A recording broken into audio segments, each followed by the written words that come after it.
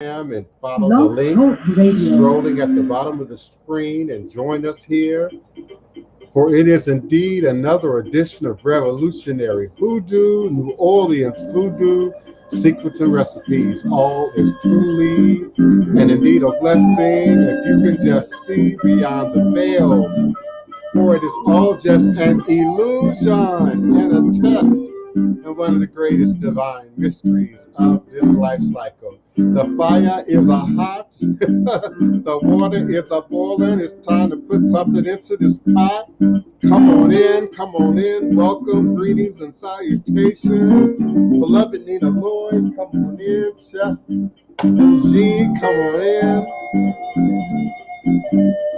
All is truly and indeed a blessing. Yes, indeed, it's been busy. It's been a while, it's been busy.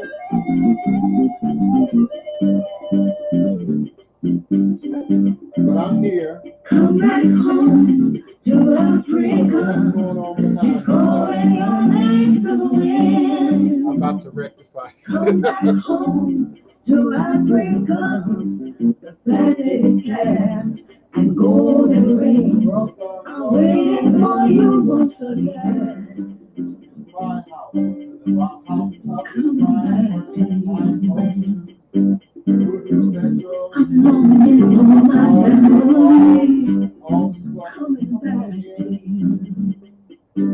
greetings and salutations. Welcome.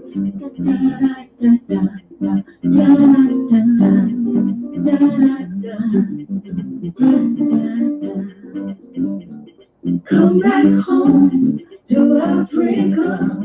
She's calling your name to the wind. Sometimes these smart appliances have a mind of their own. Welcome, Matt, Austin Bay, Assalamu alaikum, Akeem. Welcome, greetings. Thank you for joining us again. We certainly appreciate you and yours. Come on in, Blog Talk Radio.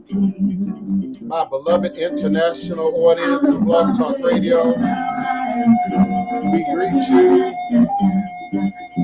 We acknowledge you. Come on in, Democratic Republic of Congo. Come on in, Nigeria. Come on in, Niger and Cameroon. Ghana, welcome, Ghana. South Africa is in the house. Greetings, South Africa. Welcome, Kenya. Greetings, Brazil. Greetings, Argentina, my faithful listeners and participants. Greetings, Australia. Oh, I would love to get some emails and find out who's listening to me in Indonesia. Who's listening to me in China? Who's listening to the House of the DivinePrince in Philippines? Send me some emails by way of my email address scrolling at the bottom of the screen. Oshun Yemi, greetings, beloved. Alafia. Come on in, beloveds. Come on in, family. Yes. Come on in. Kazoo, come on in. We're going to hold it down today, beloved. We're going to hold it down. Yes. We got this. Greetings. Come on in at area code 845-277-9143. 845-277-9143. Press the number 1 on your telephone keypad when you're ready with your question, comment, or request. And of course, you can join me by webcam by following the scrolling link at the bottom of your screen. Alafia, Peleo, Yahuruwaku, Jambo, Akwaba, Kedu, Baboni. Come on in. Greetings, one and all. Eshu Alek Buana Kosi Were, Awo Unlo Uto Ne Iwo Ada Afan Bo Osi, Obatala Mi Itani Ebo Onilio Obane Shu, Eshu is the respected elder who flogs, confronts, and uncovers fools. That one versed in mysteries uses truth to own you. He called to scatter, defeat poverty. Obatala shakes rascals to have sacrifice. The owner of warnings is the one who is Eshu. And so we say, Aboru, Aboye, Aboshishe, Ashe. May our Ebo reach a room. May our Ebo be accepted. May our Ebo allow what we desire to come to pass. And so we say, Ashe, Asheo. Some of us say, Aibobo and Amen. Divine, all blessed peace and love, joy and prosperity, elevation, relevations, and indeed divine manifestation.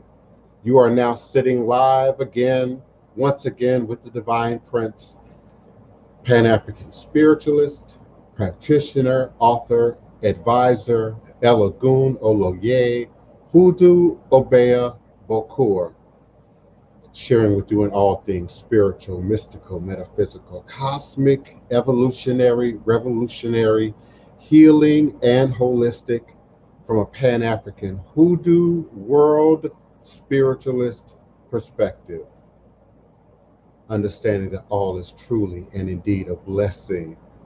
If you can just see beyond the veils, for it is all just an illusion and a test, and one of the greatest divine mysteries of this life cycle. This is indeed my personal constant prayer, my mantra, my affirmation, reverberation, reiteration, and it is indeed my ever-living reality. All as a blessing is crucial to the very foundation of my inner standing, my teaching, my walk, my work, my demonstration along this divine, all blessed life path and journey. It is how I, the Divine Prince, make sense out of all that we're challenged with here in our daily existence on Mother, Father Earth. And it is my personal place of power and inner standing. It is the place from where I begin and realize and crystallize all of my endeavors, understanding that I and I alone create and co-create my divine destiny, and I alone create and co-create my divine, all blessed reality. And so it is. Ashe, Asheo, and Ashe. Greetings and salutations this beloved Monday, July 26, 2021. And indeed, it has been a moment. Please forgive me for doing the work. Call me the stone that the builder refused, but I have to be present. I have to be in the streets. I have to be at the grassroots level of community work and activity, indeed, from which I believe all of us should be operating from. We don't do this just for ourselves, but indeed, village consciousness is about family, it's about community. As one of my partners says, it's who you rock with. It is indeed about what you do, not only when no one is watching and documenting and recording, but also what you do outside of your personal space. What do you do to make this world and indeed this community a better place for us to operate in, to grow in, to become better gods and goddesses in, to become better equipped spirit beings in.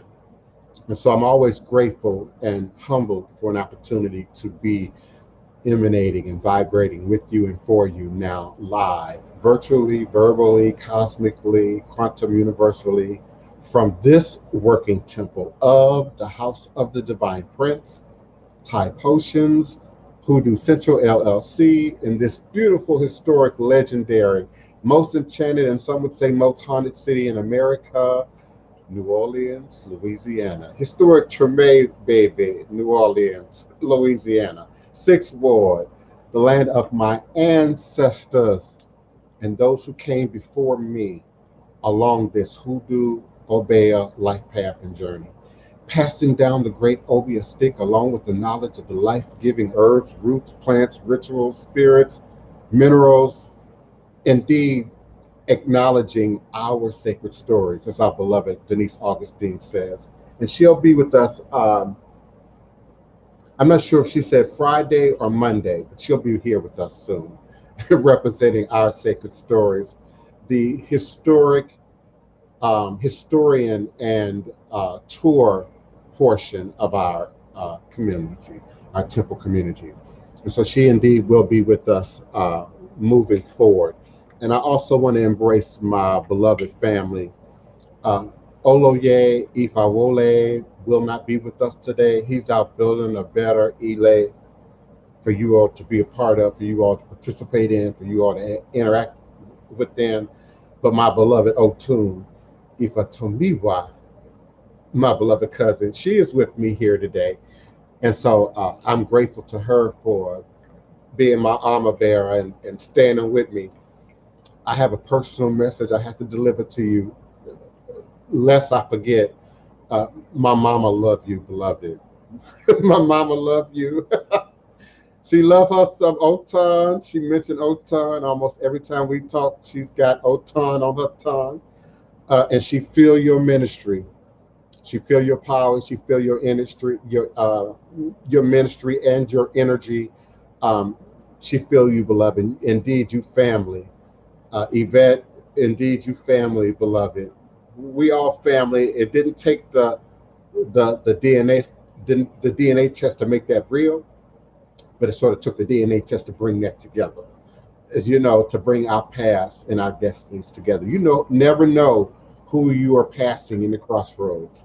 That great magical book that some of you still rely on even suggests, be careful that you don't entertain angels unaware. So let's Africanize that. Be careful that you not only don't entertain angels unaware, but you don't entertain the gods, and that you don't entertain the ancestors, and that you don't entertain and not acknowledge and show reverence and respect for. And that's why we must acknowledge and show respect for every soul, every spirit.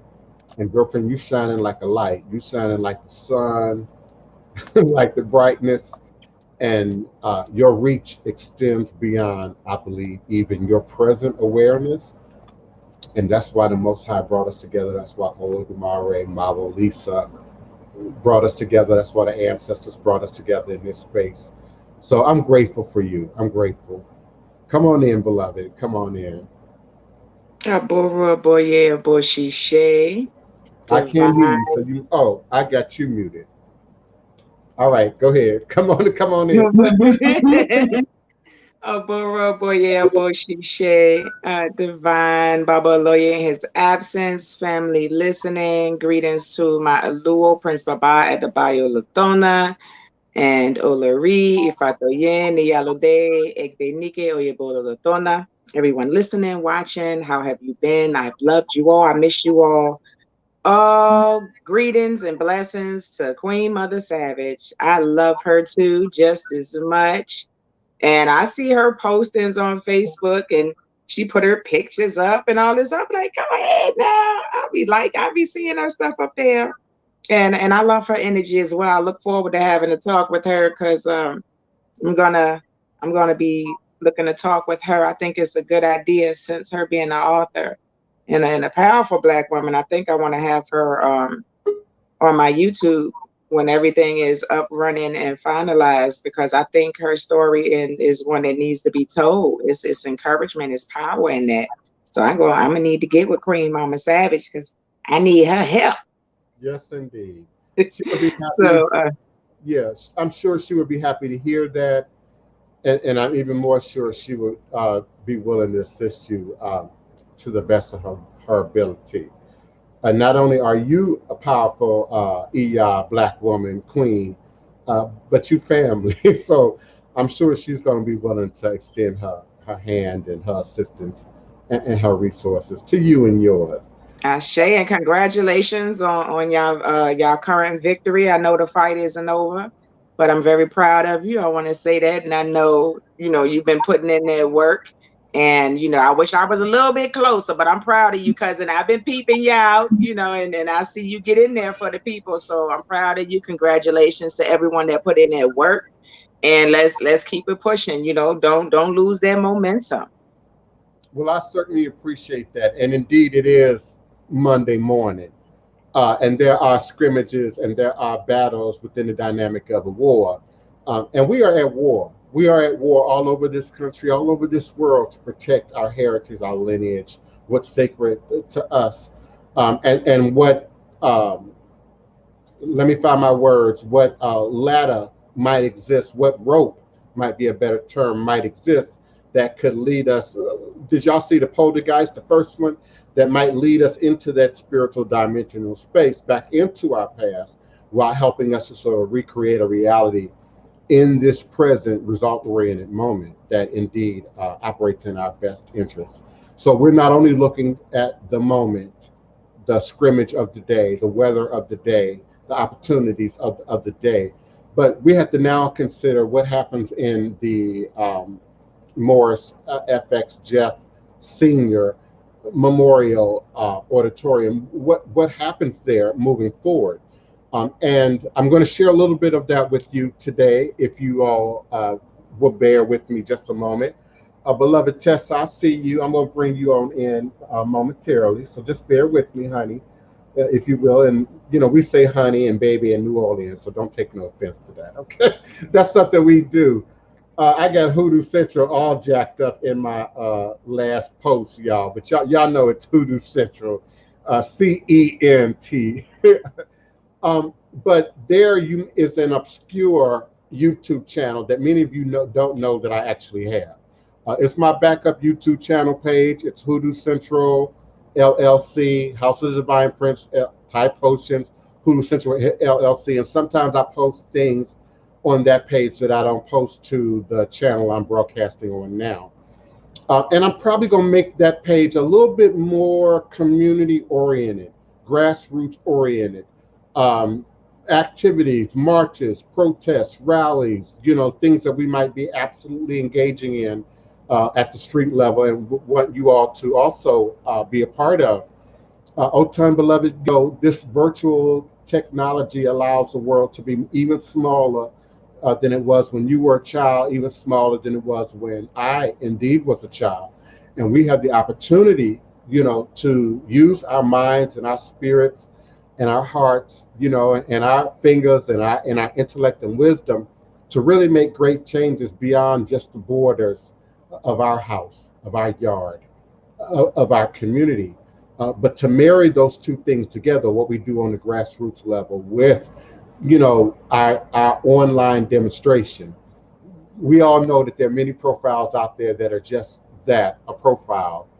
It's just a user page, it's just an image, it's just a name, you know, it does not necessarily represent, you know, it should be a disclaimer. This image and profile does not necessarily represent what's real, you know, on the ground, you know, in real life, as the young people say, RIL, in real life. So I want to, as I always have sought to demonstrate, not just what's ethno-cultural, religious about voodoo, and of course dispel the legends, the myths, the nonsense about voodoo, but also show us acting in voodoo. And my audience knows voodoo is an umbrella term for all West African ethnic traditions, whether you be a Khan, Fan, Etwe, Yoruba, all of it is voodoo. All of it is voodoo.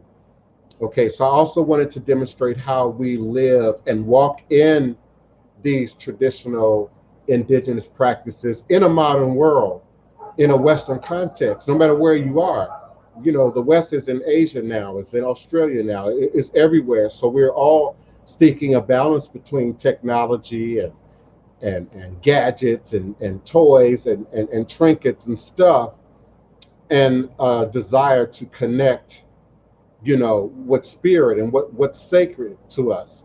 And we can look at any country, at any part of the world, and find sacred land, sacred spots, sacred monuments, and indeed ceremony happening. Sometimes it's in the bush, Sometimes it's not right downtown. Sometimes it's not in the middle of the tourist area, as is the example here in New Orleans. But you have to go into the communities. You have to go into the neighborhoods. You have to be on the ground, on the street, and be connected to the people of the streets to first be aware of and have knowledge of where these sacred ceremonies are often taking place, but then to have that invitation to share and be a part of. So it's been a powerful fight. We all are in agreement that we've brought together a coalition unlike none that has ever existed in the city of New Orleans before, across ethnicity, across racial group, across class, status, title, position, from the top to the bottom, to the bottom to the top. They're represented within the dynamics of our coalition. So I want to share that because many of you have not only participated, you've signed the say SOS, what do you call it, on change.org? Help me out, Otun. You signed the petition. Yeah, the petition, and you've also mailed letters. Some of you sent emails. Some of you made some videos and tagged Cantrell and city council members and even Troy, Congressman Troy, and who preceded him. I'll find my words in a moment, y'all, because I'm trying to remember several things at once. But I'm grateful to everyone who has participated worldwide. And I want to make it clear, this is indeed a worldwide endeavor. It continues to be so. To some degree, it is even more so now. We've been put in a position by the mayor to do some very specific things. And so I shared the link to Hoodoo Central YouTube page so that you all can see, I believe it's 5 videos of the private sit down that our organization, SOS, Save Our Souls Coalition, had with Save Our Soul Coalition, had with the Honorable Mayor Cantrell. Some of you all like to refer to her as Auntie Titi last week, and I filmed it from almost beginning to end. There's very little that took place that's not in the video.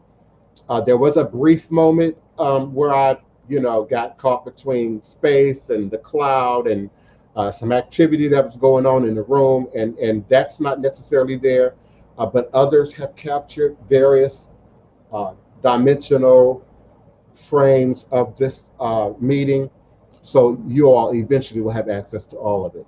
But I invite you all, those who are indeed interested, concerned, who are interested in what happens in sacred space in New Orleans.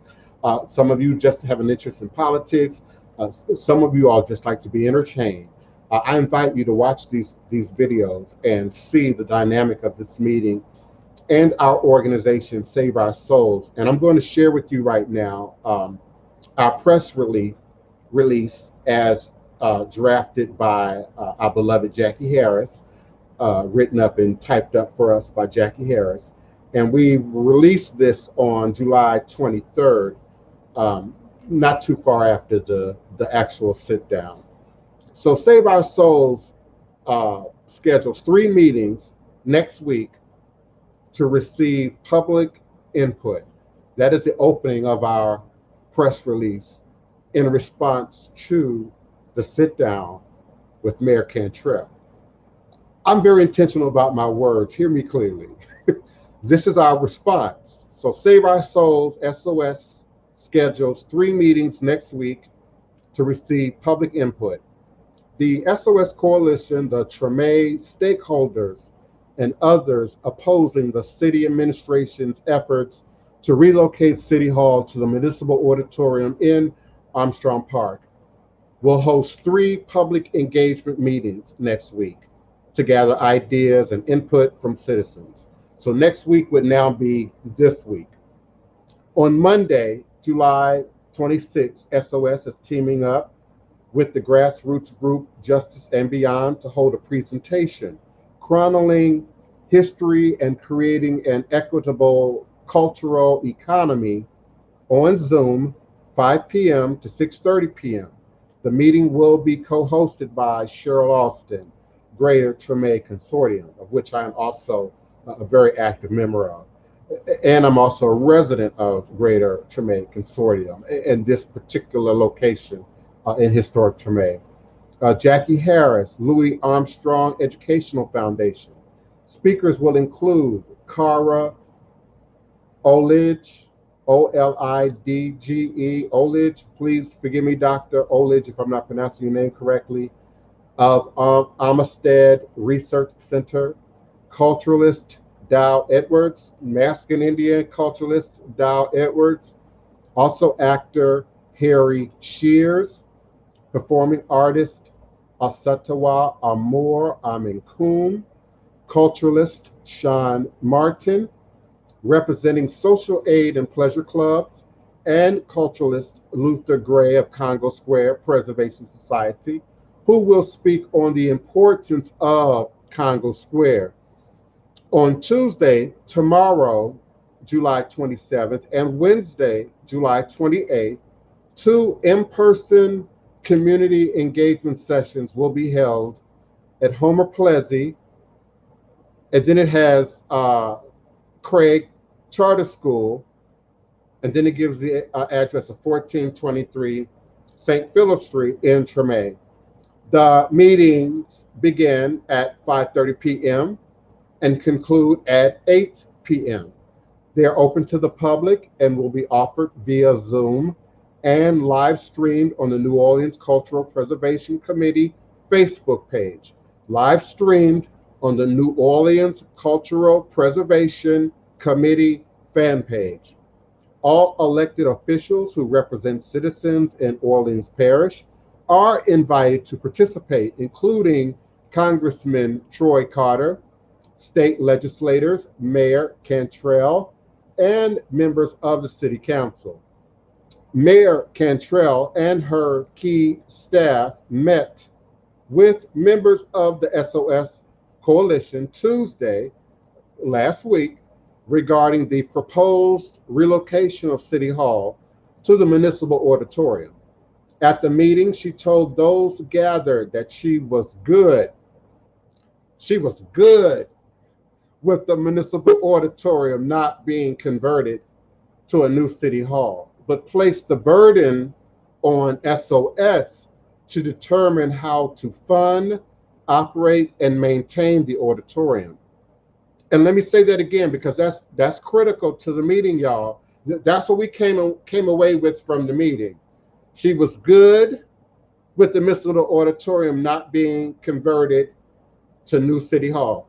City Hall off the table. How many times I gotta say that? City Hall off the table. Just watch the video. But place the burden of SOS, our organization, our co-op collective, to determine how to fund, operate, and maintain the auditorium. And she wanted us to do it in 90 days. 90 days. Now, although it is unreasonable for the mayor, I'm quoting the press release, although it is unreasonable for the mayor to put the burden on SOS, SOS is moving forward with the community engagement process. In that endeavor, SOS has created a survey for the New Orleanians and lovers of Armstrong Park to complete. The findings will be used to further determine the future use of the Municipal Auditorium and Louis Armstrong Park. The survey will be available from Monday, July 26th through Friday, August 6th, 2021. And I will provide the SurveyMonkey link to local New Orleanians and, of course, to lovers of Armstrong Park, Congo Square, Municipal Auditorium, Mahalia Jackson Theater, and the many other historic facilities that we haven't even had a chance to discuss that also sit almost like a ghost town, a historic ghost town on this shared property that those of you who don't live here are not aware of. You know, former radio broadcast station was done from one of these historic buildings that sit on this land. So we encourage you to stay with us in the fight, stay with us in the challenge, in the battle, The media also released a press release, and when I say the media, I'm speaking of the lensnola.org. The lensnola.org. The lens is focused on New Orleans and the Gulf Coast. They also released a press release on Tuesday. New Orleans Mayor LaToya Cantrell and members of her administration met with the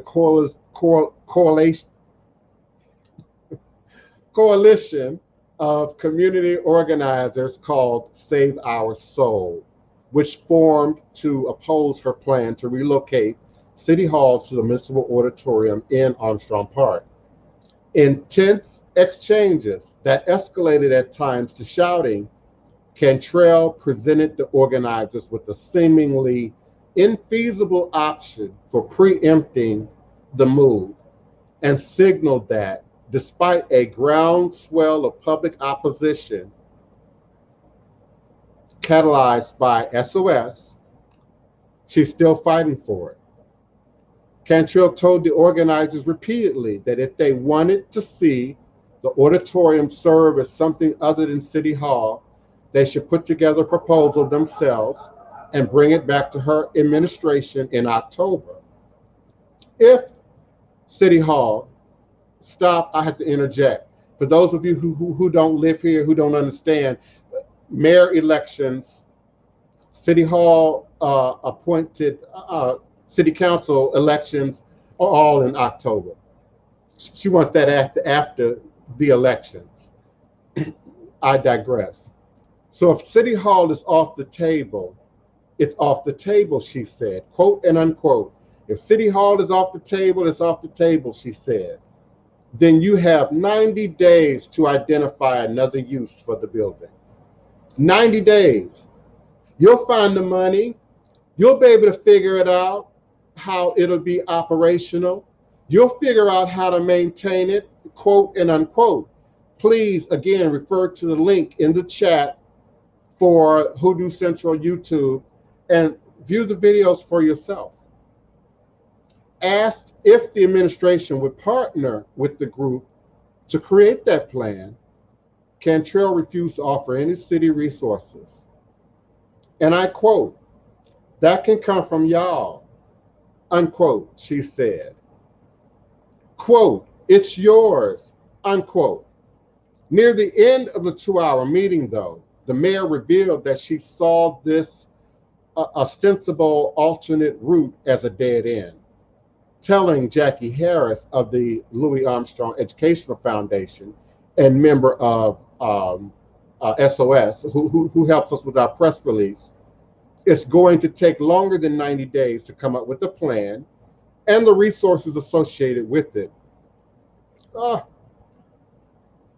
Cantrell said the 90-day time limit or the 90-day timeline is necessary because of deadlines imposed by the Federal Emergency Management Association or agency, FEMA, which has offered the city $38 million to repair the auditorium. Those funds have to be spent by August 29th, 2023, 18 years after it was damaged in flooding following Hurricane Katrina, and the city is running behind schedule. Today, meaning July 21st, 2021, according to FEMA, what the agency calls period of performance for the auditorium will expire because the city has not produced the requisite plans and specifications for the renovation to keep it active. Though the expiration likely does not mean that FEMA will rescind the $38 million, it underscores the urgent need to move the project forward. According to Cantrell, the city was recently granted a 90-day hold by FEMA to pause the clock. When it ends, she said, the city will have to present a plan to FEMA to initiate work on the site. She did not acknowledge two recent unanimous votes by the New Orleans City Council designed to prevent that from happening. One is a zoning ordinance that for the next year bars the administration from developing a government building in Armstrong Park. The other starts a process that could change the city's comprehensive zoning ordinance to mandate that the city council has to approve any relocation of City Hall. And these were the things that we fought for going to City Hall and the courthouse in the endeavors you've shared with us in the past 30 days or so, maybe 60 days or so. And despite the council's actions, the administration's default proposal for the municipal auditorium remains the same, converting it to a city hall. The proposal lives in documents the city drafted to solicit bids for two aspects of the work: a request for proposals, RFP, for a project manager, and a request for qualifications, an RFQ, for architecture and engineering firms to draw up the designs for the new facility, the plans and specifications FEMA needs to advance the project. And Paul and anyone else who's mentioned that you want to help, I know these are the documents that you might want to consider. They are available. I'm about to put them in chat. They are available on the lensnola.org page from which I'm now reading from. And according to City Deputy Chief Administrative Officer for Infrastructure, Randy Green, while the RFP and RFQ outline the conversion of the auditorium to a city hall, their main purpose was to allow us to spend the FEMA money to stabilize and protect the building, which for years has remained open to the elements. The SOS organizers of my group asked Cantrell on Tuesday if she would withdraw or amend the RFP and RFQ. She replied that making any changes to the documents without identifying an alternate use for this facility and the resources to operate it would result in FEMA de-obligating the $38 million. Hence, her wanting us to come up with the idea and the funding within 90 days. And if that money goes, quote, and I quote, and if that money goes, stabilization of the building doesn't happen, she says. Cantrell said that the FEMA requirements stem from a panel's ruling in a 2018 arbitration between the federal agency and the city. The mayor has long said that pivoting from her city hall plan to an open-end process for determining the auditorium's future use would put the FEMA funding at risk. But Tuesday marked the first time she offered an explanation for why that would be so. And despite months of public challenges on the matter, the Lens asked the mayor's office on Tuesday to point to the relevant section of the 2018 ruling, but officials did not provide answers. The stipulations Cantrell described in the arbitration ruling are agreeable to the mayor and her team, who rejected City Council member Kristen Gilson Palmer's call to start white box construction on the auditorium now to restore its basic functionality and let a robust system of community engagement play out before pinning down its ultimate use. Also on Tuesday, Green went on to say that the city doesn't want to spend millions on a building with no funded destination for what it's going to be, because we're going to have to trust another administration in 5 years to operate it, maintain it, and protect it. Cantrell said that repairing the damaged building, but not returning it to use, opens itself for not only vandalism, but for waste. Cantrell explained that City Hall was the use put forward in the RFP and the RFQ because the current seat of government at 1300 Perdido Street is in such poor condition. And I quote, "My priority is getting city employees working in a healthy environment," unquote, she said. You can also see her say this in the video. She also noted it was a practical choice for fulfilling FEMA's requirements because the city could afford it. It's based on what we knew we could get done, operate, and maintain, unquote, she explained. However, the project budget for the new City Hall, currently on the city's website, taken from the administration's last public presentation of the project, indicates that the city is tens of millions of dollars shy of meeting the $100 to $150 million cost of its proposed build-out, even with the $38 million from FEMA. Presenting the figures in a January webinar, Director of Capital Projects Vincent Smith conceded, and I quote, "We don't have all the answers," unquote, to fund the development, he said. On Tuesday, the city did not indicate that it has since secured any additional funding. Asked about reviving the auditorium as a museum or returning it to its pre-Katrina use, Cantrell said the city council couldn't come up with the money to complete those projects and would therefore be rebuffed by FEMA if it proposed them. Even as Cantrell touted the benefits of the City Hall plan and recognized no valuable alternatives, she categorized it as provisional, a potential use. But the administration's approach to construction allows little room for abandoning the City Hall proposal in favor of another use. That isn't acceptable, our organization members, SOS members, like Dow Edwards believe, feel, and have publicly stated, because the facility sits on Congo Square, a historic gathering place for enslaved people, foundational to New Orleans' Black cultural traditions. Any architect's drawing for an office building on the site is a desecration, Edwards said. And let me say it again for my non-locals and even for some locals who don't get it.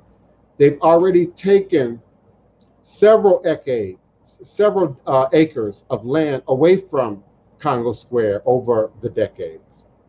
And so the municipal auditorium itself is sitting on Congo Square land. So indeed, we should determine its use. We should determine what happens on that property. I digress. Just a little bit more. Edwards said the time crunch dictating so much of the project is a result of the city spending so long working towards a single goal before considering public opinion. End quote. Couldn't we say that the city putting all its eggs in the basket with this RFQ for the City Hall to move forward to represent that to FEMA as the option? Isn't that the reason we're going to have problems with the deadlines? Edwards said. Unquote. While Cantrell didn't say the second phase of construction would necessarily produce a new City Hall, the administration made clear that they have made preparations for no other outcome.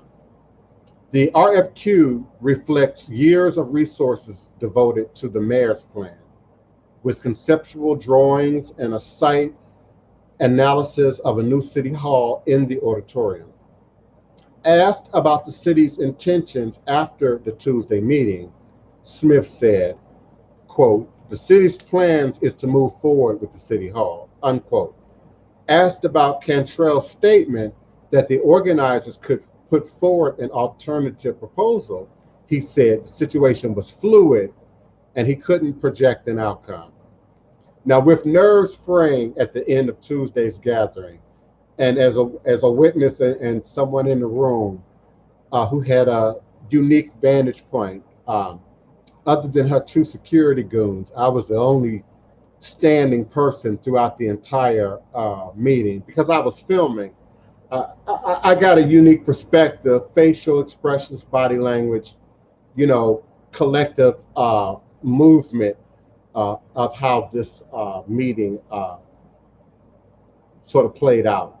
So I agree with the author of the article. Nerves indeed were frayed at the end of the meeting, and artist Jean-Michel Saint-Jacques tried to elicit one clear takeaway from the meeting, asking the mayor pointedly, are you taking the RFP and the RFQ off the table? And her response, and you can look at the video, I don't know, sir. Cantrell replied, that's up to y'all. So if it's indeed up to us, it's up to the ancestors. If it's indeed up to us, it's up to this strong collective, you know, of powerful individuals that have given their time, money, energy, sleep hours, family time, resources to fighting this fight and ensuring that what is indeed in our best interest happens in Armstrong Park. Now, for clarity, and you know, and forgive my misspelled Central, I was moving fast. Y'all know how to spell Central. That's Hoodoo Central. That's a typo. And I want to also make another note. Beloved Leo, now I sit at North Villeray and Dumaine. So I too would have to deal with not only seeing a city hall, but seeing, you know, a 10-story parking garage on one side and a 7-story parking garage on the other. And indeed seeing the dynamics of my community being altered forever. So I'm personally invested in what goes on over there as a culture bearer, as a masking, Black masking Mardi Gras Indian. I'm culturally invested in what goes on over there as an authentic representative of New Orleans Voodoo and Voodoo worldwide. I'm culturally invested and spiritually invested in what goes on over there. And if I were to add one more element to a discussion, it would be that spiritual religious connotation that, you know, was not covered out loud. Many dance around that topic because the reality is not only was jazz given birth to and components of gospel and blues given birth to in Congo Square, and many other cultural nuances that not only affect New Orleans, but American culture, from food to rhythm, but also voodoo and the survival of traditional African-based religious systems and religious or indigenous spiritual, ethnocultural religious practices rest in that birthing chamber that is Congo Square. So indeed, that sacred nature has to be acknowledged, will be acknowledged, has to be respected. Otherwise, all who otherwise would do differently will have to pay a great cost, and the city will indeed pay a great cost. My goal is to hopefully keep the wrath of the ancestors off your ass. My goal hopefully is to keep, you know, the wrath of the blood, sweat, and tears, you know, of those former residents who've already given up their land for whatever reasons, would be placated, would be satisfied by at least seeing this degree of reverence and respect given to what is so historic and unique, not just in New Orleans, but in America.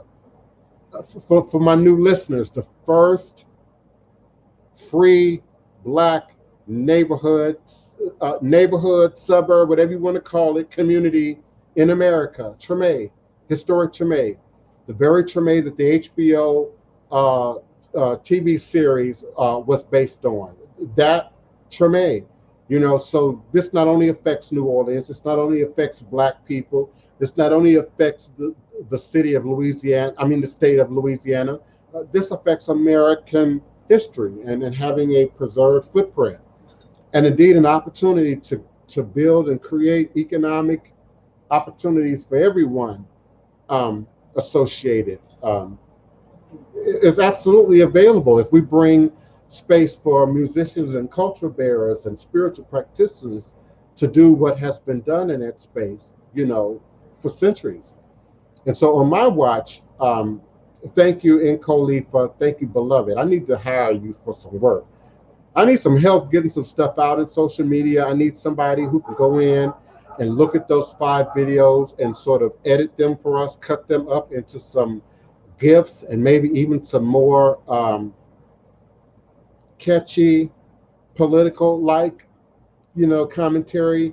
We are leading up to the elections.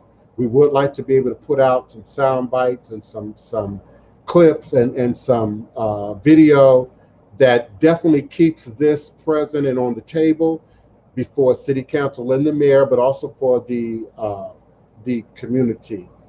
So I'm grateful for everyone, my cousin, everyone. That's our plan of attack. She's trying to force the people into a corner where her wants are the only option by attempting to stack a seemingly impossible task on our organization. And not only does she need to be voted out, but we need to keep a close eye on our friends and allies, our fans, y'all know that's code word for frenemies, and supporters, you know, and our politicians, and make sure that people begin to really put words to deed, words to pen and paper, to type, to legal documentation, so that we don't fight this again, so that the next generation don't fight it again, and so that indeed something is restored there, even if it's green space. It is Congo Square. It is Congo Square, even if it's green space, so that something is preserved there for the future. And so I'm grateful for everyone, Shemafia, Rothschild, and all of your ritual work, honey, and the others who have gotten involved in the magical portion of this. Yeah, and you all should be concerned. You all should be, those concerned parties should be indeed concerned. Yeah, just do the right thing. Greetings, Tessa, beloved. I also wanted to show some respect for beloved Elmer Glover. There are many of you all around the world who knew Voodoo priest Elmer Glover here in New Orleans. Some of you knew of him, some of you knew him. Many of us had a direct pipeline to Elmer Glover. I've never met Elmer Glover. Well, I have met Elmer Glover. Take that back. I had not met Elmer Glover until recent years. But originally, coming as a successful transplant to the city of New Orleans, I sought out everybody in Voodoo who I thought mattered, who the community thought mattered, who social media thought mattered. So I sat and ate with and supped with and sat at the foot and the knee of Priestess Miriam and Ava K. Jones and Marguerite, beloved, may she rest in Arun, Chicken Man, you know, and many other, may he rest in Arun, and many others who've gone before. And so indeed, Elmer Glover was the first man in the city that I had a pipeline to, a relationship with. And so I could call Elmer and share my experience, share my story, get advice, get motivation, get empowerment, you know, get chastised sometimes for making, you know, the wrong choice, you know. So I have a personal connection to him, as do many others in our community. He was very active in our community, and I want to share just a little bit of that, if you will. Allow me, Tessa, before I move forward.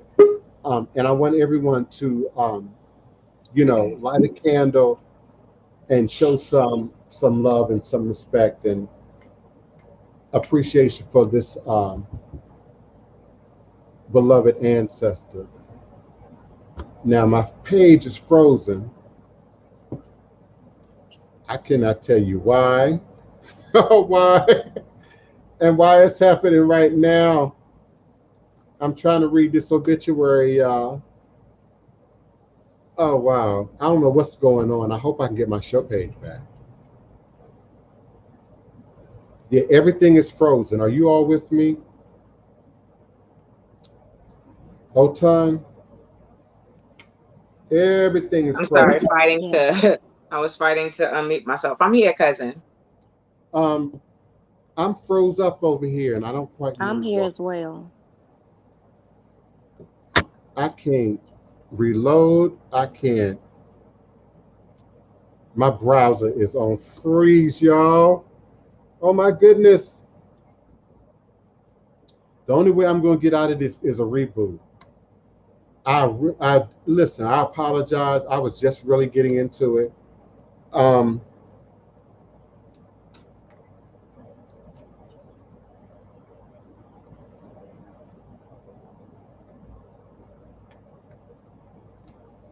can y'all hear me?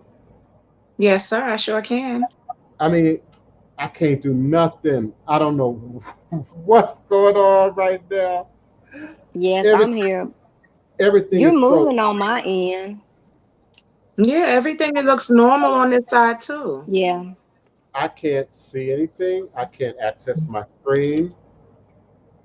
I'm now in a full reboot, so why y'all can still see me is a mystery. My whole system is in a reboot. Mm. So I don't know how. I have no idea how. Well, it wasn't the time to show what it is that you was looking to show.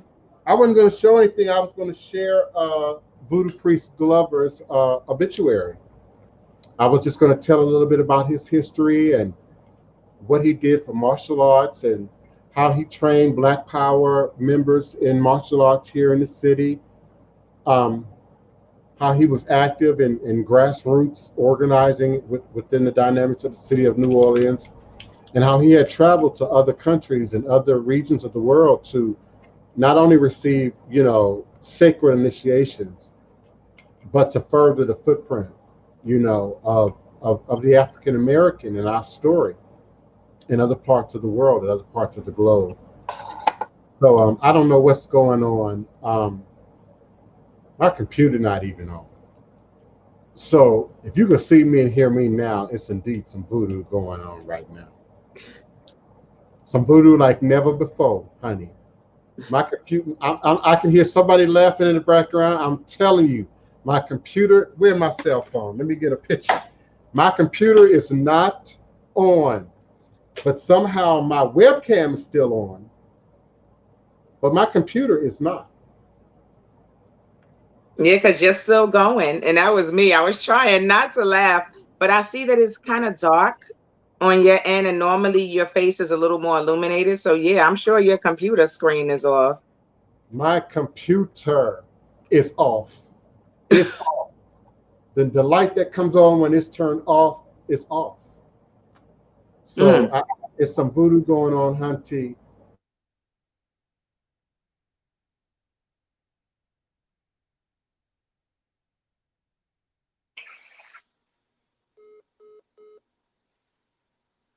Okay, Uh-oh. now it has frozen up. Yeah. And I don't But hear him. he's not moving either. But even when he said he was frozen, he was rebooting. I'm like, well, I see you doing everything. So Yeah, so I wonder if it now just made it to maybe it's just made it to the rebooting stage because okay. he's been on. Okay, Neophyte said he's backstage and he can still see and hear. So I'm not sure if he's still, I can see his chat behind the scenes. Um Up and now I wonder if this is going to continue. I don't know. I'm going to just hold off a second. I see everyone still commenting saying that they're here. So we're going to continue, and hopefully as he restarts, he will be able to come back in. Because I'm looking at it on my screen. It's right beside me. Enzo Khalifa. Okay, mediumship. She said they're still there. Okay, guys, so let's continue to rock. We know We already know that there's work that needs to be done. I wish I was there. I really, really and truly would love to just, get my feet on the ground and, at least meet those that are in the local area and visit with my cousin, because I really would love to put some of that work in. There's a lot to be done, and I commend each and every one of you that have been supportive in any form or fashion, whether that's saying a prayer or signing a petition or sending a letter, because it all matters. It's not going to hear important instructions, press 2. Okay, oh no. Greetings, y'all. Can y'all hear me? Yeah, we can hear you and see you. It appears that the host has already dialed into this show. Only one host is allowed per show. Thank you for using Blog Talk Radio. Goodbye. Okay, I've lost my Blog Talk Radio, but I'm back here. Listen, that was some spooky stuff right there, y'all. I want to tell you, and, especially as I go into talking about Glover and who he was as a voodoo priest. And he and I had a unique relationship, no matter how much by phone indeed it was. He understood my unique quality. He understood what I was called to do before many others in the city recognized what I was called here to do. There were aspects of who Elmer was that he saw develop in me. He never wanted to do documentaries, TV, movies, but he pushed me, indeed in that direction. The hair is standing up on end on my arm. I almost feel like he's, here and trying to, send some kind of message. Indeed, he may be passing a baton, a baton of which I would never even, think to ask for.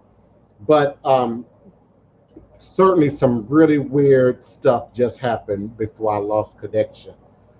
So the the obituary, Another Tree Has Fallen.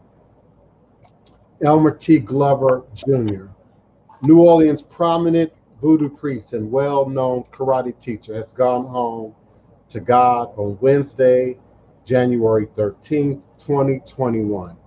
We had the funeral, the repast, the homegoing, and the second line on Saturday. Dr. Glover, as he was known in voodoo circles, was born on January 10th, 1947 in Baton Rouge, Louisiana. The oldest of 4 children of the late Elmer T. Glover Sr., a school principal, and the late Mildred Glover, a school teacher. He grew up in a devout Catholic family of educators and intellectuals that instilled in him discipline, pride, and self-respect, a yearning for excellence in whatever he was doing, and a lifelong interest in traveling and exploring different cultures and places of the world. Glover received most of his education in private Catholic institutions. From 1952 to 1958, he attended St. Francis Xavier Elementary School in Baton Rouge.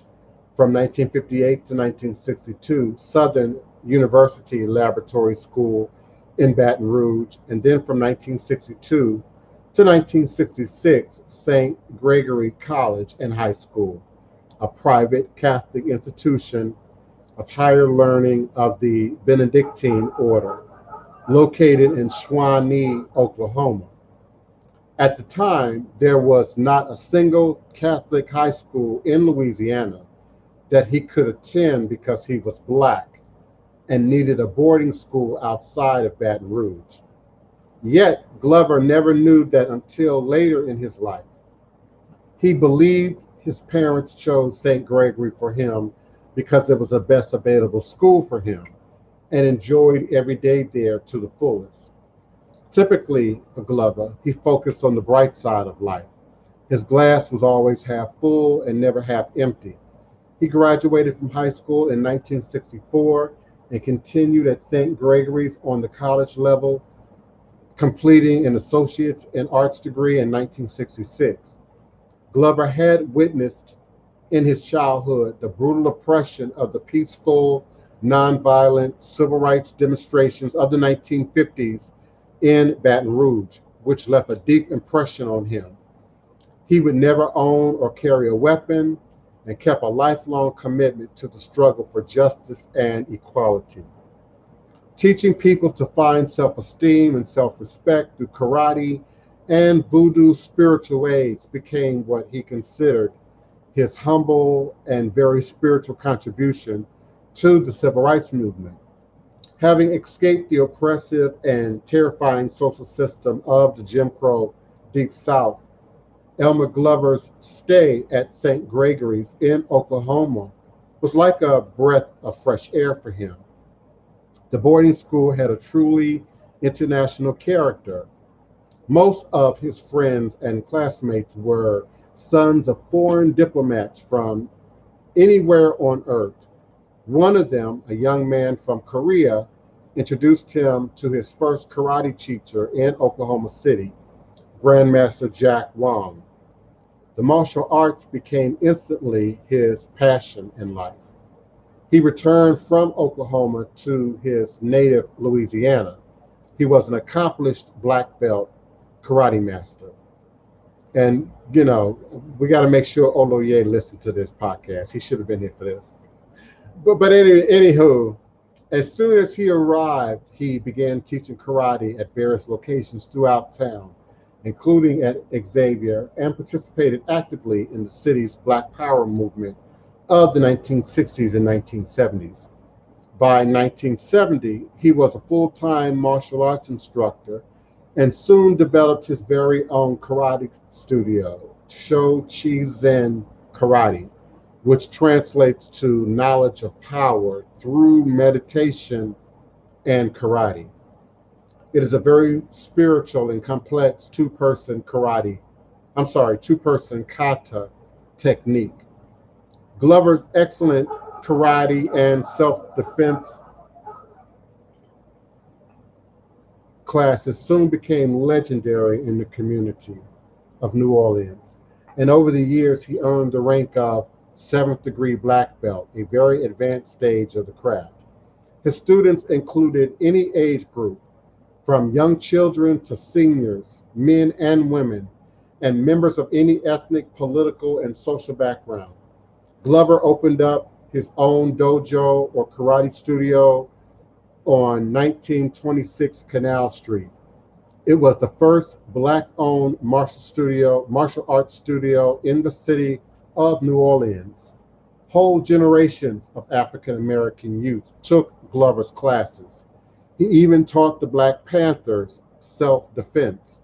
Large sections of the New Orleans Police Department, male and female, black and white alike, found their way into his studio, as well as lawyers, Secret Service officers, taxi drivers, dancers, waiters, musicians, teachers, nurses, doctors, and politicians. And let me interject. This is a testimony to the voodoo. Some of y'all underestimate who we talk to every day.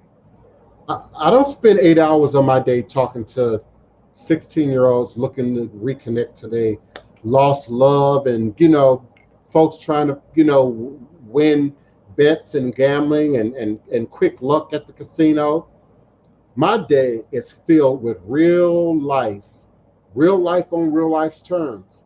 And many of my godchildren, initiates, clients, and callers come from as diverse a background as that of my beloved godfather, my beloved elder Elmer Glover. But from every stratosphere of society: lawyers, Secret Service officers, taxi drivers, police officers, dancers, waiters, musicians, teachers, Black Panthers, nurses, doctors, politicians. Glover retired from his karate career after Hurricane Katrina in 2005. And it was in 2005 when I lost Glover's phone number in the floodwaters of Hurricane Katrina. I lost many people's phone numbers, and many of us did, who lost our devices, or any old devices that you may have had in your house that stored your old phone numbers, because we used to do that back in those Android days. And you'd hold on to those flip phones and keep those phones because they had your address books in them. A lot of us lost those contacts during Hurricane Katrina, and it was that reason that I originally got online in the first place, to reconnect with other New Orleanians, people who were still unheard from, during the evacuation period. Many of us couldn't reconnect for 30, some as long as 90 days, and in some cases much longer periods of time. And a lot of that took place online for me. So Glover retired from karate after Hurricane Katrina in 2005, when his studio was destroyed by the floodwaters and his students had dispersed in all directions of the country and ultimately of the world. He left his technique in the hands of his black belt students, just like I would like to add that he left his root work in Kanja and Voodoo technique in the hands of his beloved godchildren and friends and family and those who communicated with him on a regular basis, on a consistent basis. And maybe you only talked to Glover once or twice in your lifetime. He gave you diamonds and gems and skills that carried you throughout your journey.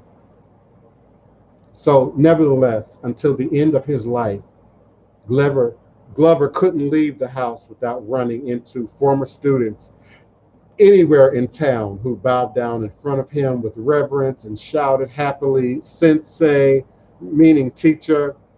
And in the 1980s, Glover discovered that what he considered his true calling in life.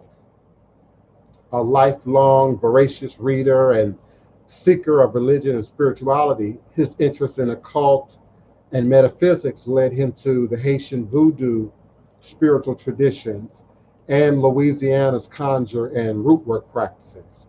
In 1983, he was initiated as Hogan of Sogwe, the highest form of priesthood in the Haitian Voodoo tradition, by his godfather Pierre Paul Sully of the Société de Saint-Jean-Baptiste, Society of Saint Jean the Baptist, in Archier, I hope I'm pronouncing that right, in Archier, Haiti. Later, Sully inducted him into the Haitian Bizongo secret society. Altogether, he went 7 times to Haiti to participate in sacred rites at Sully's temple in Archier. It's Archahaie. I got to look that word up in my Google Translator. Archier, Haiti. Within the Haitian Voodoo spiritual traditions, there is God Almighty, known as Bondi, and there is a pantheon of lesser deities, saints, and Loa that rule different aspects of life. Glover was a son or devotee of Baron Samedi. Baron Samedi and I, Baron Samedi connects Papa Elma and I together at a much deeper level in terms of what we shared and what we discussed and what we both had a love for, the king of the spirits of the dead. And thus he had a special connection with cemeteries and the magical powers of the ancestors.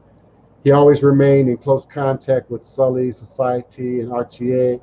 Nevertheless, in the US, Glover considered himself mainly a modern-day practitioner of the magical traditions of Marie Laveau.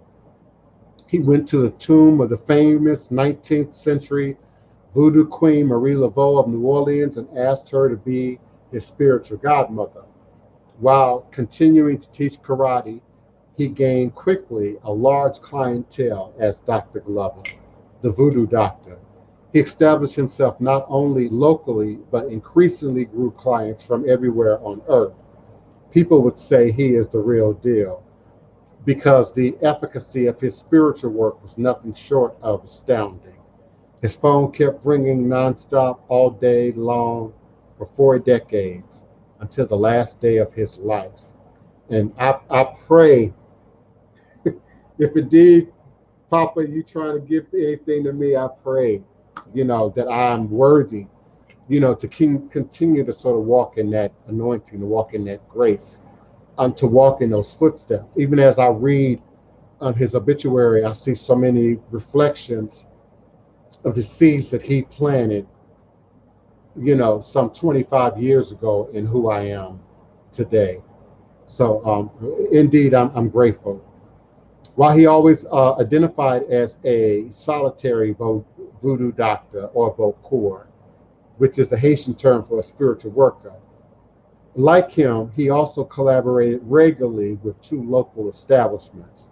And I say it all the time, you can't practice these traditions in isolation. And so he collaborated regularly with Brandy Kelly's Voodoo Shop and Cultural Center, known as Voodoo Authentica, in the French Quarter, and the late Felix Figueroa, another great friend of mine, Felix Figueroa, who embraced me. He should have been one of the people that I mentioned earlier. May he rest in a room. Cubano, who embraced me and understood, that I carried knowledge of Santeria and Lukome and Palo that he hadn't seen before.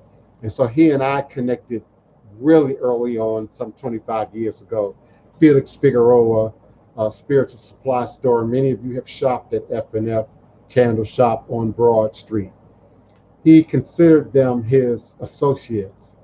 Glover's popularity also attracted the attention of the media. He did, rather reluctantly, in numerous television shows and documentaries for NPR, CNN, Discovery Channel, Al Jazeera, and many others, including an appearance on the TV show 2020 with John Stossel. And then he blessed me to appear on Nat Geo, the Discovery Channel, the History Channel, PBS, and many others. And so I can't help but smile. There was no sadness any of Saturday morning in memory of who Glover was. Glover was invited as far as England, Germany, Japan for voodoo work and interviews, and received speaking engagements at numerous universities to talk about his work. The 2 highlights of his many travels were a trip to Brazil with the delegation of New Orleans African American cultural bearers, and an invitation to speak at the International Healers Conference in Hawaii. For years, he received offers from every major television network to star in his own reality show, but Glover persistently declined. Although he was proud of his celebrity status, he was not interested in the limelight. And by nature, he was an intensely private person, and professionally, he did his utmost to protect the privacy of his clients. People who were seriously in trouble and had nowhere else to turn would find him and would get the assistance they needed to overcome adversity and achieve their goals. Glover always insisted that voodoo has nothing to do with witchcraft or devil worship. The more I read, the more y'all hear his words coming out of my previous podcast, right? He would hang up the phone on people who wanted to do harm to people. I plead the fifth. I plead the fifth. But Glover would hang up on people who would want him to do wickedness, who would want him to do evil, who would come to him with foolish requests. And some of y'all come with some foolish requests. I.e., for example, wanting to harm babies that are innocent, that ain't got nothing to do with you, him, or her, or the 3 or the 4, just craziness. And Glover would hang up the phone on people who wanted to harm someone. And that's not what he was doing. That's not what I'm doing, he would explain. I'm here to help people only. And during the last 2 decades of his life, Glover faced bravely the last 20 years of his life. So that would be 90% of the time that I knew Glover. And he and I reconnected on a panel, a symposium, which I'm honored till this day to have been a part of, on Voodoo at Xavier University here in the city of New Orleans, with Dr. Michael as curator. So the last 2 decades of his life, Glover faced bravely a difficult struggle with diabetes that took a merciless toll on his body, turning him nearly completely blind and robbing him of his kidney functions. Nevertheless, always the indomitable optimist, he never complained about his fate and continued his spiritual work until the end, assisting his clients over the phone. And in the spring of 2020, he proudly conquered COVID-19 after 5 weeks of hospitalization, miraculously beating all odds to the contrary. Thus, he was able to enjoy another 7 happy months until he left us suddenly and peacefully in his sleep, 2 days after celebrating his 74th birthday. Glover is survived by his devoted life partner of 2 decades, his common law wife, former LSU professor, and for those of you who are unfamiliar, also the person who is credited with having done the work to find proof. Once upon a time, Marie Laveau was just a legend. Understand, Marie Laveau was a legend until his common law wife, Dr. Ina Fandage, did the work to uncover documented black and white proof of Marie Laveau's existence and her walk here in the community. And she remained steadfastly by his side. His daughters, Ashaki Walker, I hope I pronounced that correctly, beloved, Ashaki Walker, with her husband Christopher Walker, and children Christina and Casey, and Anika Glover with children Jonathan, Nelsia, and Harvest, the 4 children of her late son, Elmer T. Glover III, Katina, Christopher, Brianna, and Trey, his siblings, Sister Cheryl Fisher, with husband Dr. Donald Fisher, with their children, Douglas Fisher, Dr. Stephen Fisher, Scott Fisher, and Dr. Dawn Elisa Fisher, and their respective families. His brother Joseph Maurice Glover Sr. with his wife Debbie and children Joseph Maurice Jr. and Jaleniza, and his sister Catherine Glover, his divorced wife and mother of his 3 children, Carolyn Glover, and by thousands of karate students who adored their much-loved sensei, thousands of Voodoo clients who loved him dearly and will always remain grateful for his services, advice, and his many friends, both near and far, including his best friend, Kevin Smith, and spiritual son, George Jacob, and his beloved cats, Mojo and Juju. Our loss is heaven's gain. We will always be indebted to our beloved Dr. Glover. He was a wonderful human being, truly one of a kind. May he rest in peace. And due to COVID-19 restrictions, the celebration had to be pushed back into the summer.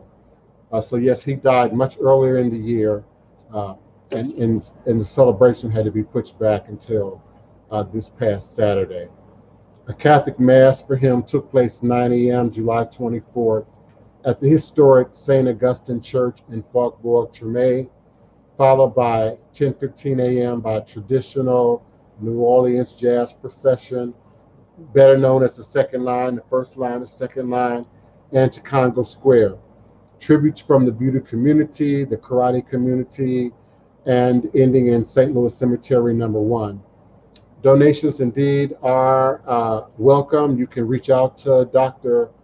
Fandage. I can always provide contact information for that, but I'm indeed grateful, honored to have been invited, to have been present, to have been a part of this celebration, this homegoing for a powerful man that many people knew and loved all over the world. So I'm grateful for all of my audience, my listeners, my co-hosts, my family, my cousins, Neophyte Bokua, Tessa B, for your patience today, for me allowing me to go through my update on Congo Square, of course, and of course, my acknowledgement of Dr. Glover and his homegoing. And of course, you can see, what pictures and videos that I do have on my Instagram of Divine Prince Tayameka, on my Facebook, Divine Prince Tayameka, on my Twitter, The Divine Prince, on my TikTok, The Divine Prince. It's not the same thing on every page. You might want to check them all out. And there will be more to come as other photographers share their information as we move forward. So thank you for your patience, Otun, beloved. You got the mic next. Neophyte. I'm sorry, and then Tess. Tess has the mic next, and then all others can sort of come on in. Greetings, Tess, beloved. Unmute yourself. How you doing? We can't hear you.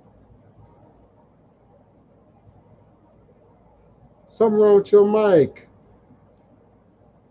Oh, wait a minute. It might be me. Say something. Yeah, we can't hear you. There's something wrong with your mic. And after all this time, you're waiting so patiently, I certainly want to hear what you had to say, your question, comment, or request. And so do your best to get your mic open. I'm going to leave you on screen. So when you speak and we can actually hear you, then I'll respond. Otun, speak up for me. Can you hear me? Yeah, I can hear Otun. So Tess, is for some reason we can't hear you. Your mic is not coming through. Yeah, beloved, your mic is not coming through.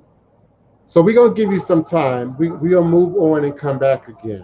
Come on, Otun. Greetings, beloved.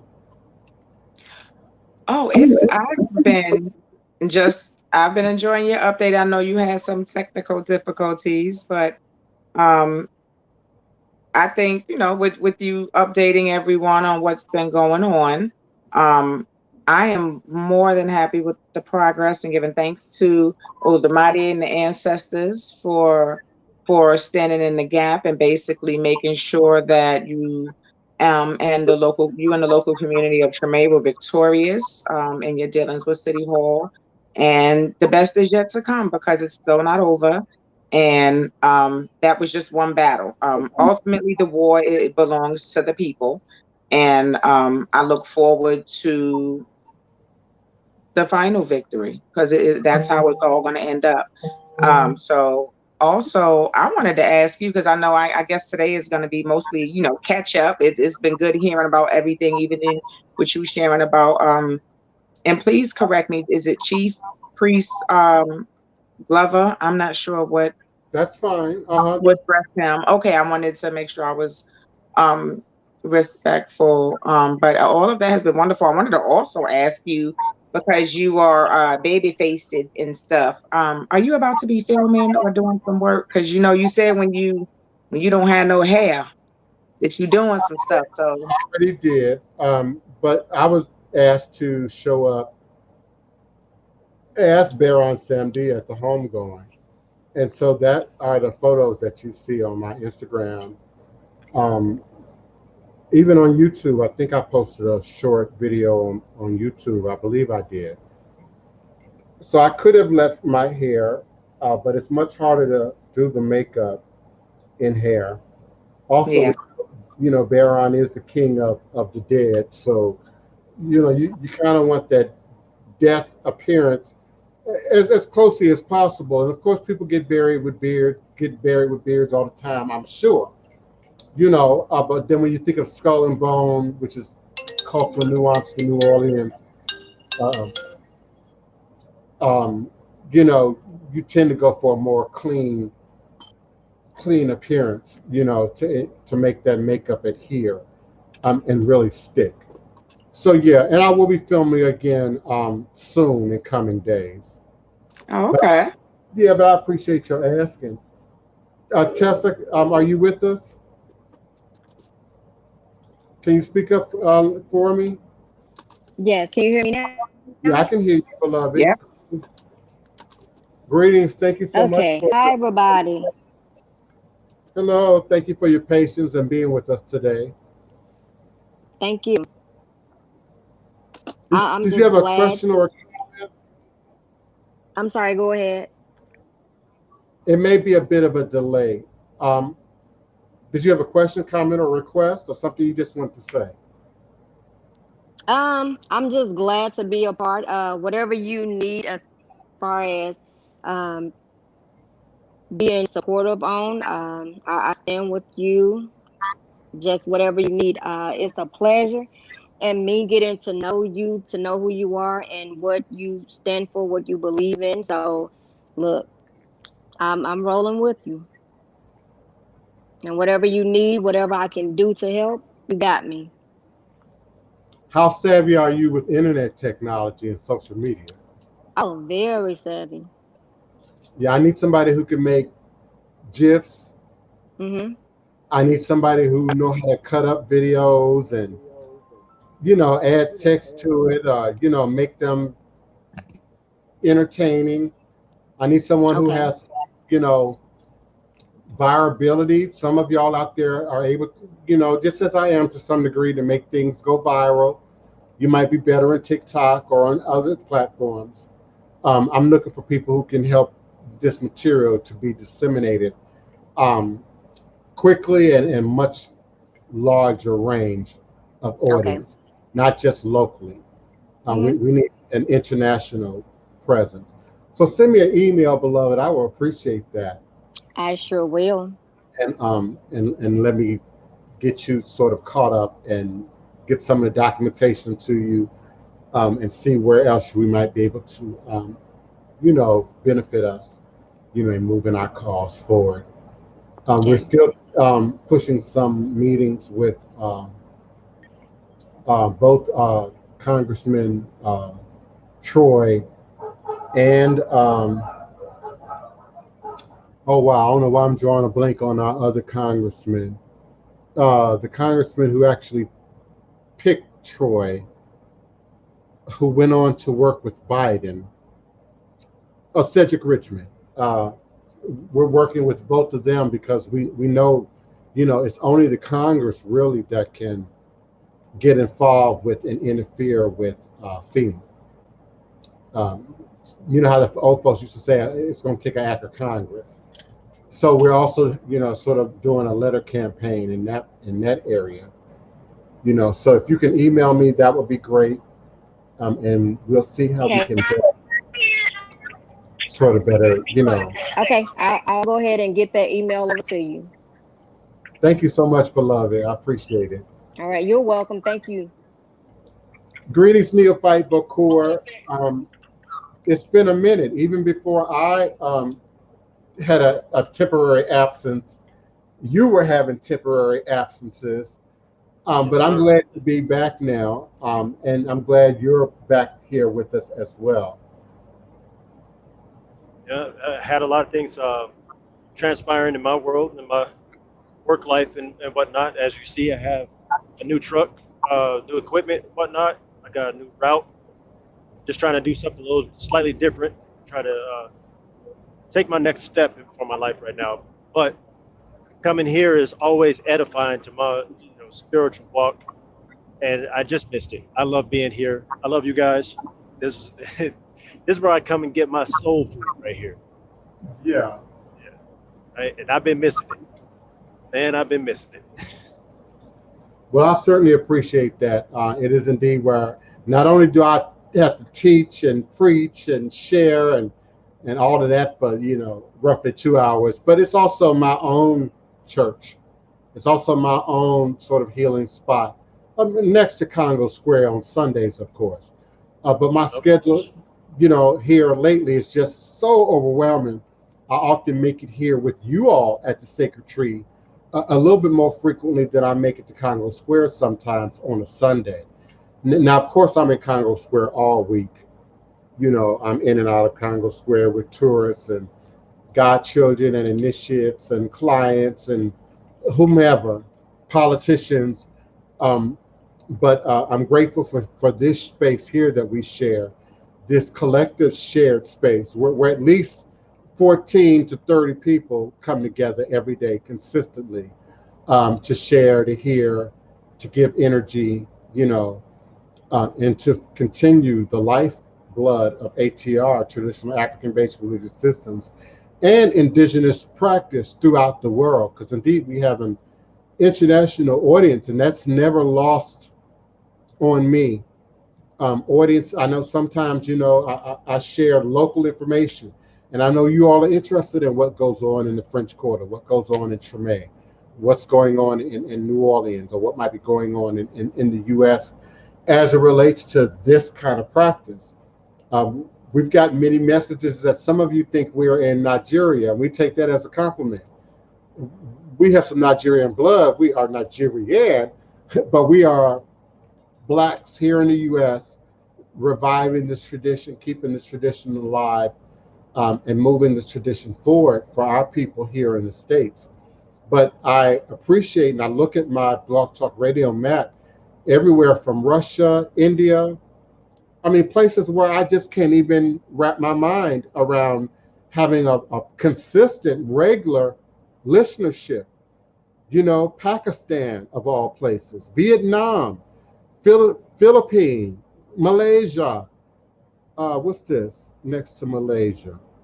Indonesia, you know, all the places in Africa that I mention every day. Of course, Canada and the UK and Australia and Hong Kong, Belgium, you know, France, Italy, Poland. I'm just amazed. Germany, by the countries, the regions, Netherlands, and just the, you know, my imagination can imagine the ethnic groups that might be sharing this information, not just because they connect maybe to the voodoo or what's African about our platform, but for what's indigenous and universal about our platform, which ties us together, you know, universally. So I feel a little bit guilty when I'm not here.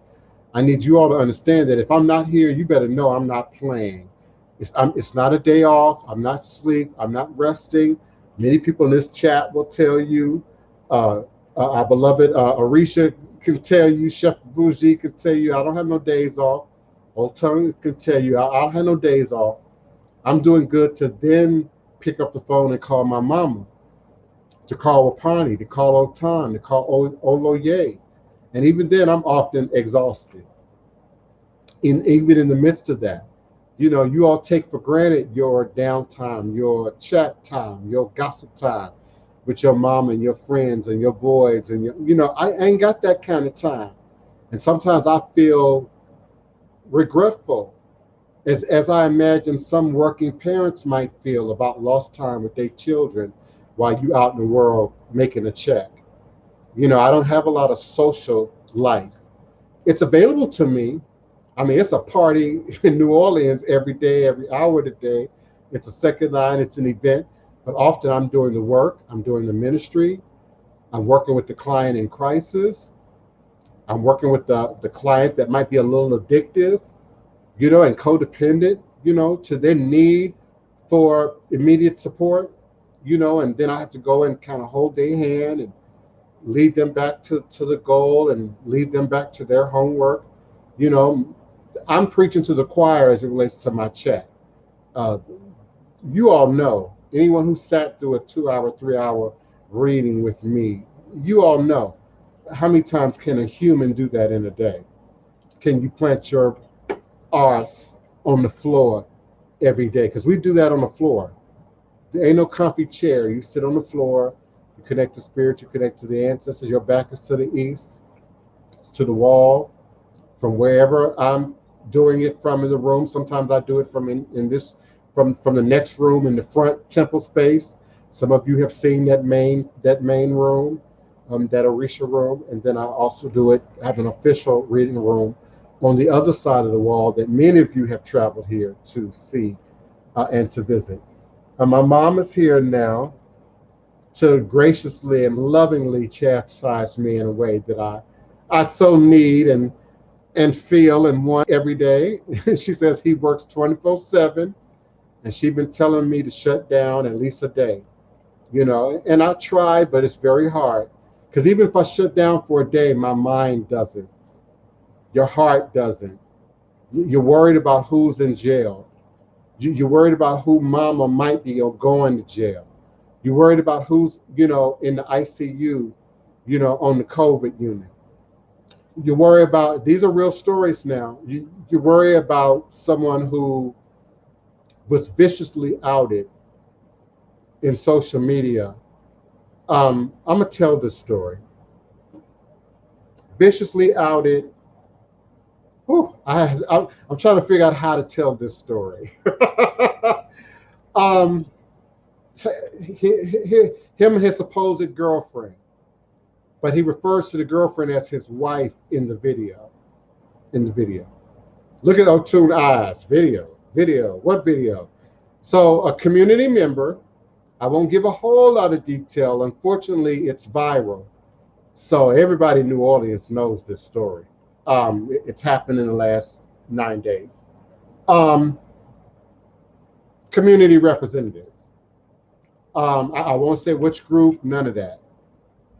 With his girlfriend / wife, supposedly, and a third party, a male third party. And they're all, it's on Pornhub, okay? So y'all fill it in. So they all doing the mix in this video on some stuff that I've never seen before. Some stuff I wouldn't even mention with my mama in the room. Some stuff I wouldn't mention with some of y'all mama in the room. Okay. Some stuff that as a member of the LGBTQ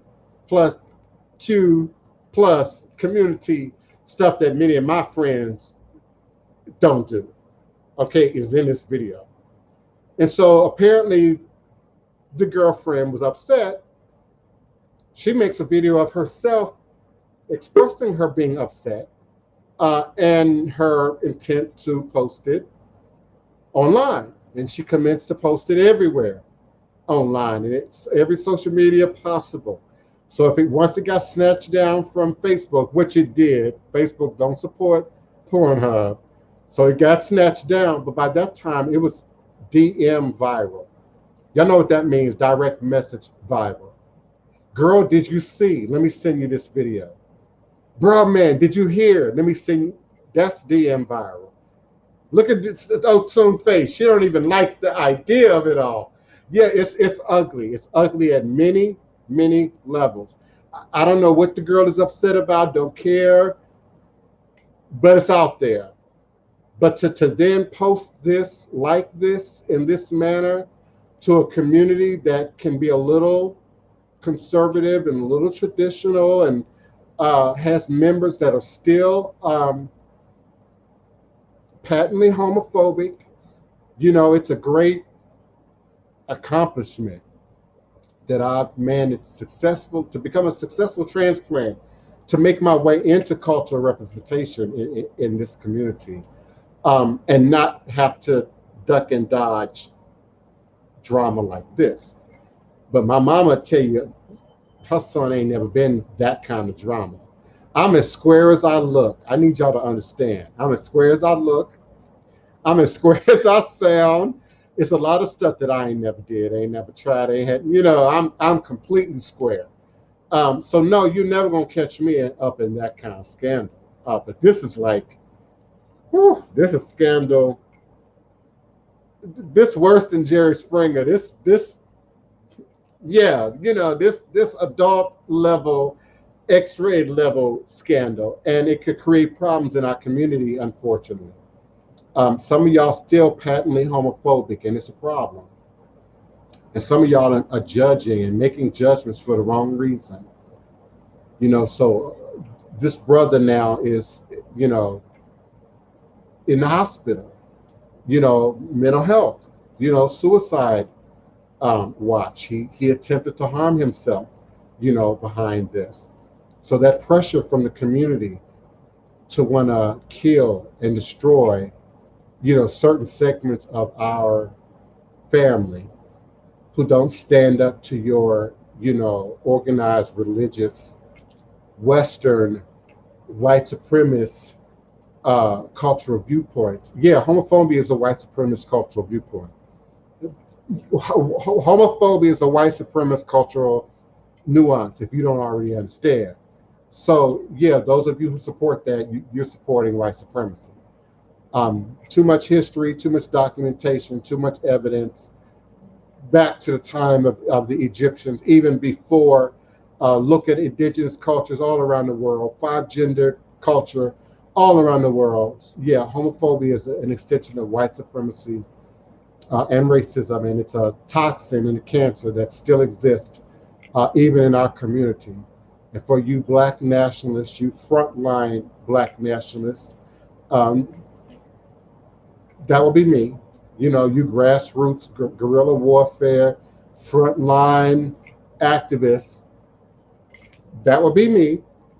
And there will be many more of us there, shoulder to shoulder, fighting the battle.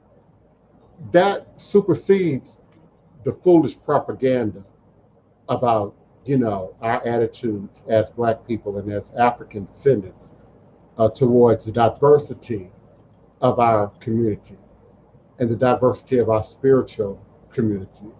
So, yeah, it's a sad thing, what they did. It's a sad thing what the young lady chose to do. It's a sad thing, what the community response has been to it, as far as I know, up until this point. So as a medicine man, as a spiritual practitioner, as a healer, I intend to do everything I can to reach out to the young man and to his family and to any involved parties and bring some healing, some balance. But that's what real practitioners deal with every day. We ain't got time for a whole lot of foolishness. We ain't got time for a whole lot of luxury and social life and relaxation. And, just like you would question, your dating pastors, I question, dating spiritual workers throughout the diaspora, throughout religious affiliation. It's very difficult to make room for spirit, to make room for God, and to make room for ancestors. And then feed your children and feed your household and feed yourself, and then other aspects of the community too. Many of us, plates already full. Plate is more like a buffet on the plate, already full or already overwhelmed, So I'm grateful for the opportunity that I spend with you all here for 2 hours or more every day. I'm very grateful, and I don't know how to best express my gratitude other than to continue to be persistently present for you and with you to the best of my ability. And I'm sure Otun, and she can speak for herself, might feel the same way. Neophyte Bokur may very well feel the same way. I also think it's important that we feed the extension of the ministries within the dynamic of our house.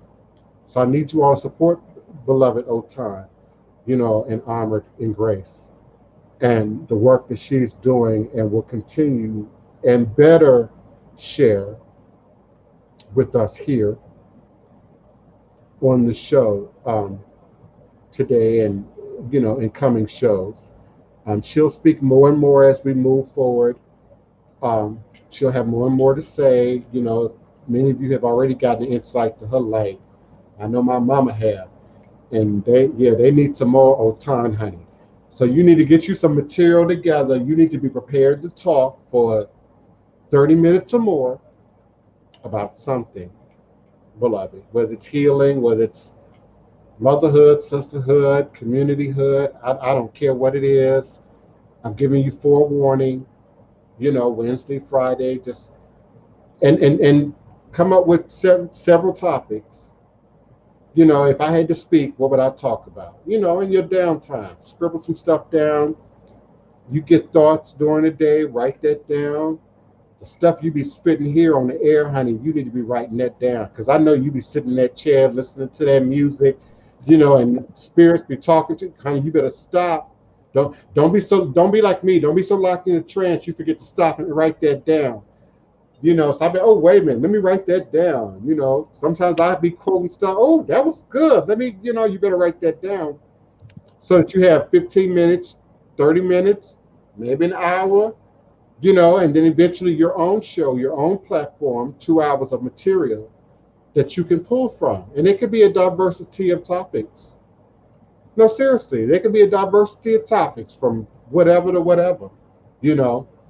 Just begin to practice it. Begin to get your juices moving in that direction, you know. I don't want to always feel like I have to hold 2 hours of conversation. I intended to today to some degree. I knew Oloye was going to be busy. I knew you would be caught off guard just a little bit. And I knew, you know, catching people up on Congo Square and on the passing of Glover would be more than enough in its own. So we got time. I also want to offer to my audience that our show topics in the future will be weekly.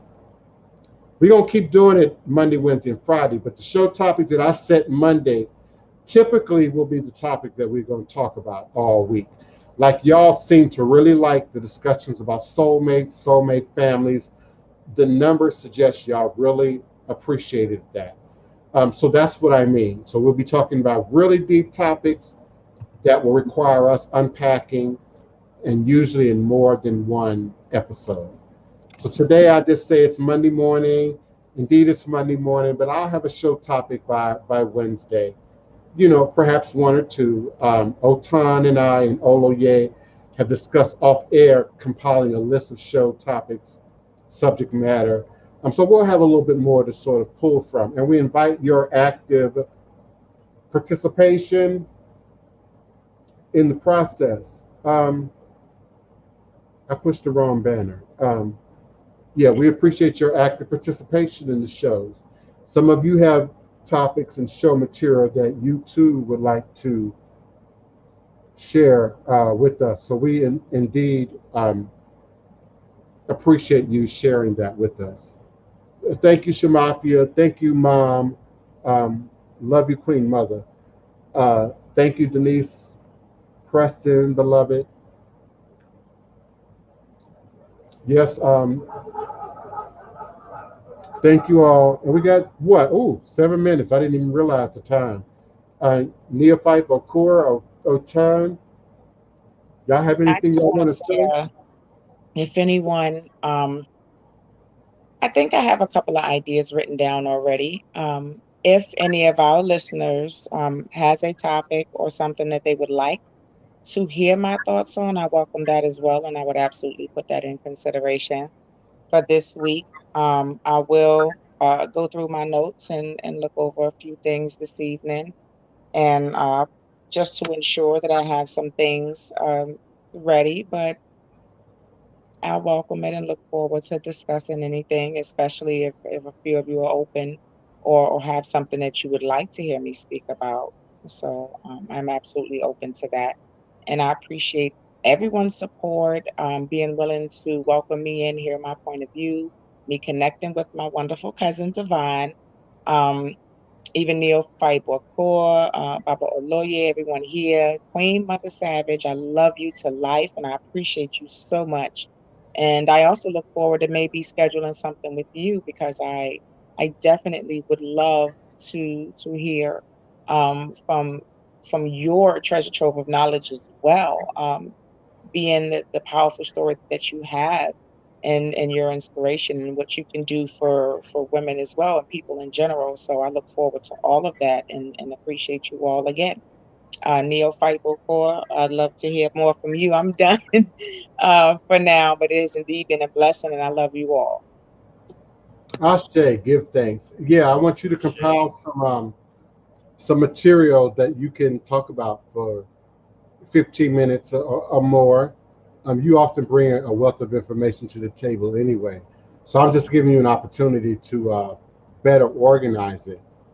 And just, rainy day or last minute or an emergency, I just need you in your downtime to write down some show topics, some subject matter you want to talk about, maybe even write out a page or so about what you would say or discuss if you had the mic for 30 minutes or more, so that in the future moving forward, you too will be better prepared.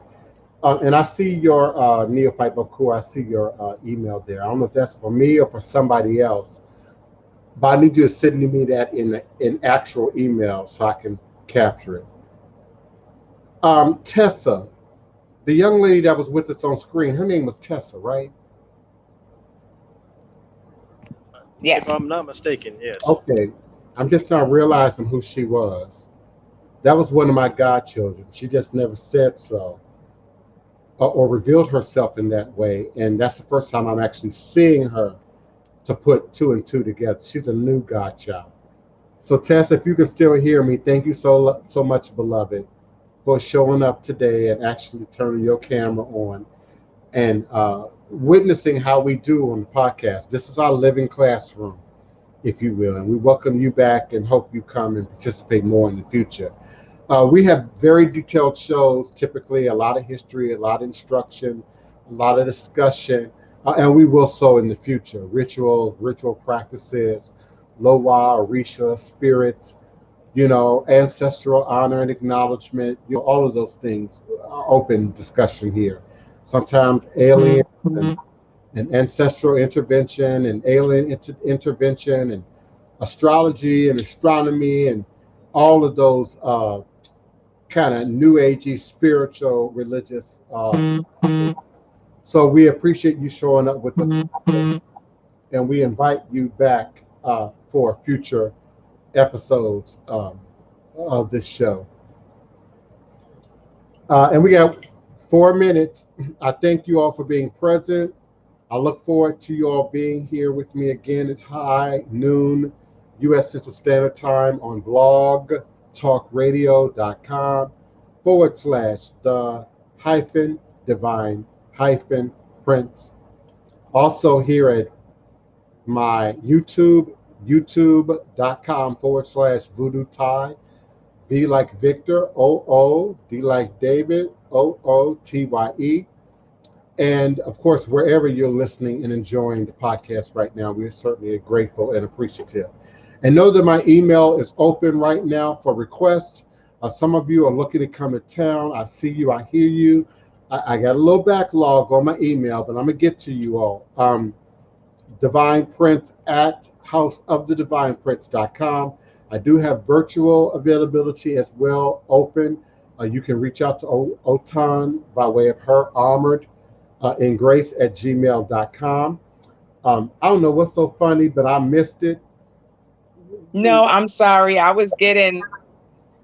just had a couple of someone that was watching the show text me on my phone and was like, "Hey, I popped in to watch your show. Smile." I was like, "Ah!"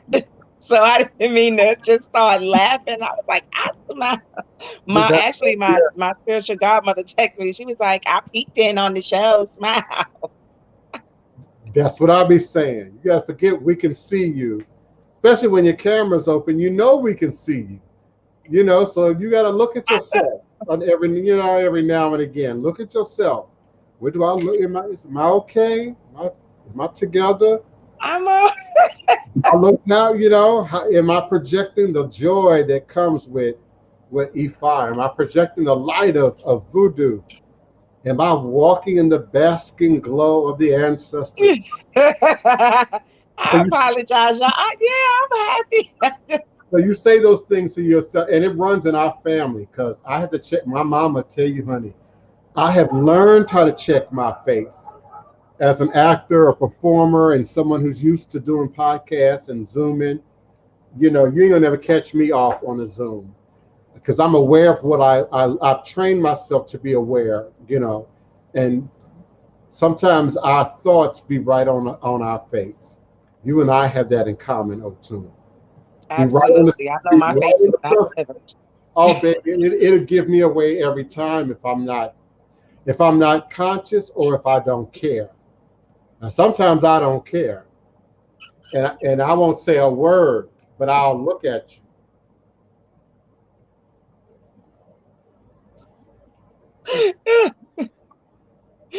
Yes. Oh my gosh. Now I'm smiling. See, now my cheeks hurt.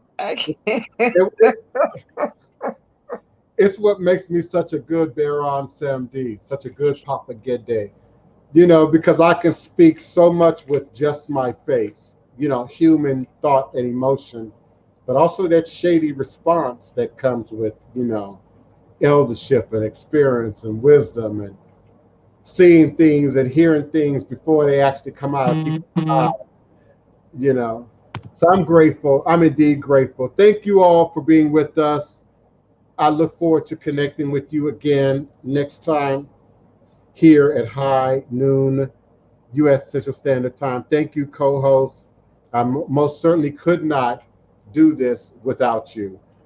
It would be absolutely exhausting if I tried to do this without you. So I'm certainly grateful for you all's participation. And I look forward to connecting with you again here next time.